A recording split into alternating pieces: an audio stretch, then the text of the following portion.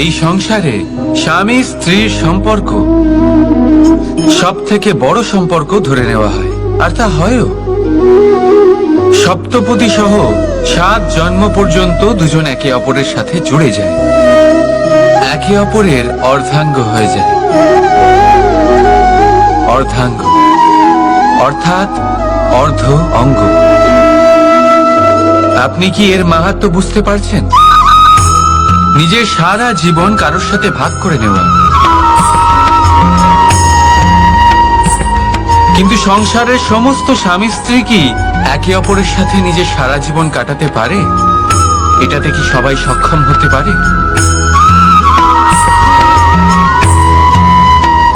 নিজের গোটা জীবন অন্য কারোর সাথে ভাগ করে নিতে গেলে সব থেকে জরুরি কথা হলো স্বীকৃতি, স্বীকার করা। সামনের ব্যক্তিকে স্বীকার করে নেওয়া, তার সমস্ত গুণও তার সমস্ত দোষও।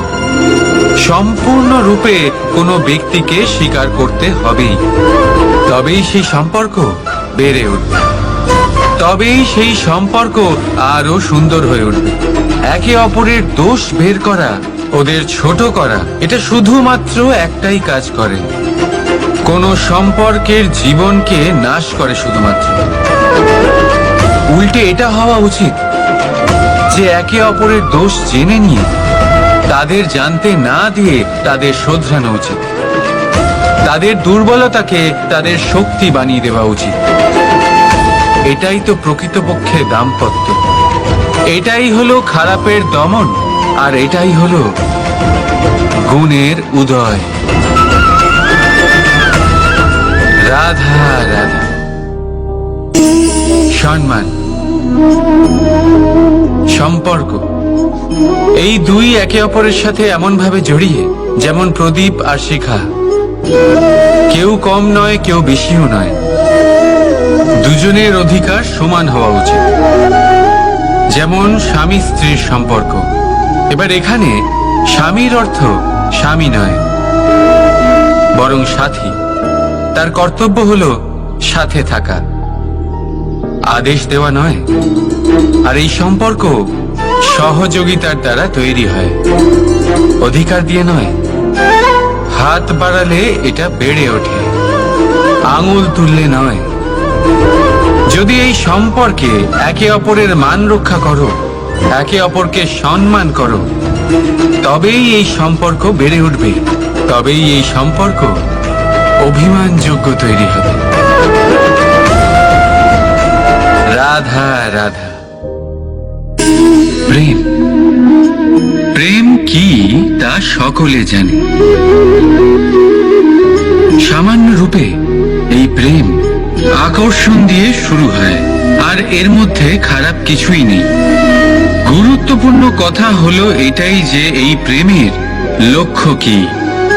যাকে আপনি প্রেম করেছেন তাকে পাওয়া, নাকি না পাওয়ার জন্যে নিজেকে বিচলিত করে সংসার থেকে মুখ ফিরিয়ে নেওয়া। যদি কেউ এই দুই বিকল্পের মধ্যে একটাকে বেছে নেয়, তাহলে আপনাকে বলে দিই, এই দুটোই প্রেমের অন্ত। প্রেমের আসল অর্থ হলো সমর্পণ, সম্পূর্ণ নিঃস্বার্থ সমর্পণ। এমন প্রেম যাতে যার সাথে আপনি প্রেম করেছেন তাকে পাওয়ার প্রসন্নতা আপনার লক্ষ্য নয়, যাকে প্রেম করেছেন তাকে প্রসন্ন করাই আপনার লক্ষ্য হোক।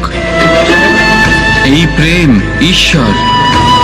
কিন্তু যদি এই প্রেমে সম্পূর্ণরূপে সমর্পিত না হন, তাহলে এই প্রেমের কাঠামো তৈরি করতে পারবেন না। কিন্তু যদি এই প্রেমে নিজেকে পুরোপুরিভাবে সমর্পিত করতে পারেন, তাহলে বুঝে যাবেন এই প্রেমে আপনি ঈশ্বর পেয়েছেন। রাধা রাধা। বেশিরভাগ সময় আমাদের কাছে একটা অজুহাত থাকে। আমাদের মনে হয় যে এই সংসারে এসে আমরা কি করব, যা আমরা করতে চাই সেটা তো আগেই কেউ করে ফেলেছে, আমাদের কাছে তো করার মতো কিছুই নেই। যদি আপনাকে উদাহরণ দিই, এই পুজোর থালাগুলো দেখুন। আগে থেকেই সবকিছু সাজিয়ে রেখে দেওয়া হয়েছে এখানে। এবার আমরা ভাববো যে এরপর আর কি করার আছে, সবকিছু তো আগে থেকেই হয়ে গেছে। এবার এখানে সমস্যা কর্তব্যের মধ্যে নেই, এখানে সমস্যা আমাদের চিন্তাধারায়। আমরা এটা চিন্তা করতে সময় কাটিয়ে দিই যে কি হয়ে গেছে। আমাদের এটা চিন্তা করা উচিত যে কি করা এখনো বাকি আছে, যাতে আমরা যোগদান করতে পারি।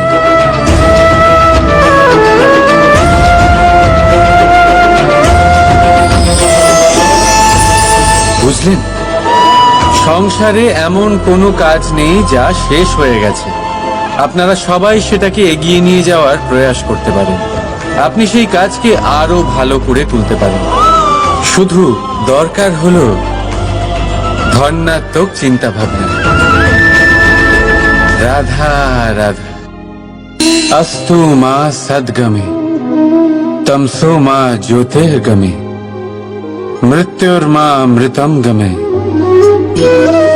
আপনি কখনো ভেবে দেখেছেন কালো রং যদি না থাকতো তাহলে কি সাদা রং আপনি বুঝতে পারতেন? রাত্রের অন্ধকার যদি না থাকতো তাহলে সূর্য প্রকাশের অর্থ কি আমরা বুঝতে পারতাম?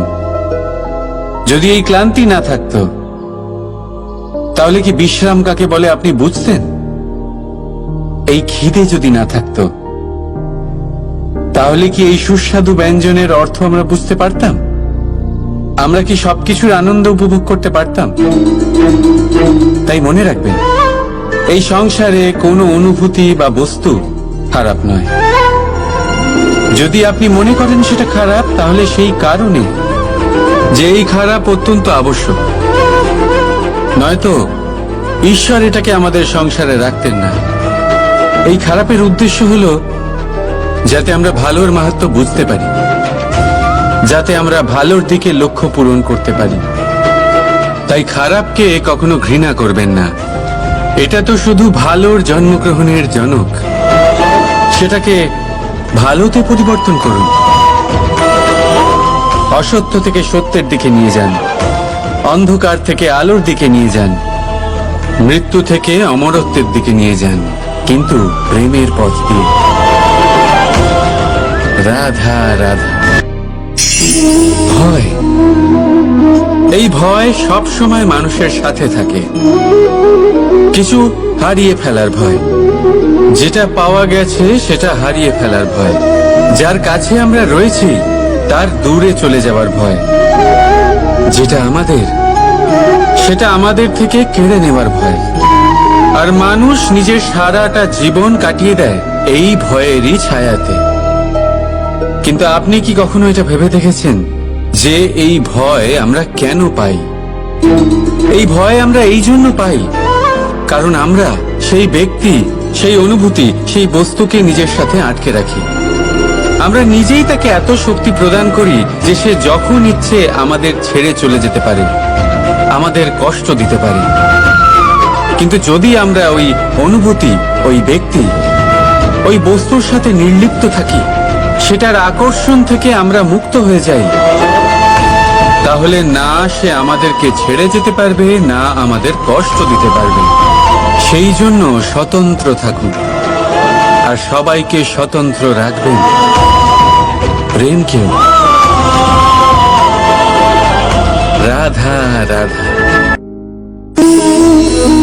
সূর্যের কিরণ কতটা দৈব হয়, তাই না? মনেই হয় না যে এই সূর্য সারা রাত ধরে অন্ধকারের সাথে যুদ্ধ করছে। এই সূর্য প্রতিদিন উদিত হয়, এটা ভুলে গিয়ে যে আগের দিন সন্ধেবেলায় সে অস্ত গেছিল।